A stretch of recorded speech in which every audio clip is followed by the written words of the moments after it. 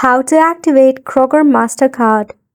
For this, open up a browser that you prefer in your PC or mobile and search for Activate Kroger MasterCard in the dialog box and give it a search. To activate your card, you can simply go ahead and call on this number or just tap on the option given to you right here. Once you tap on it, first and foremost, you have logged in to your account, so go ahead and tap on this login bubble at the very top. Then enter your username and your password to log in to your Kroger bank account. If you do not have an account, simply tap on Create a username and a password right here.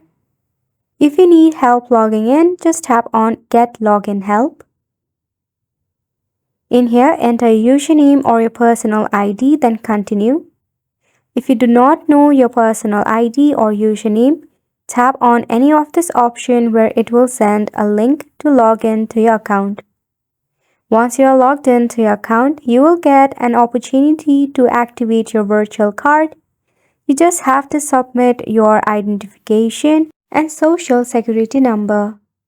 If you already have a physical card, the card itself is activated and you don't have to go through this hassle. If you want a virtual card, go ahead and follow this procedure. And that's pretty much it for this video as well. Thank you so much for tuning in.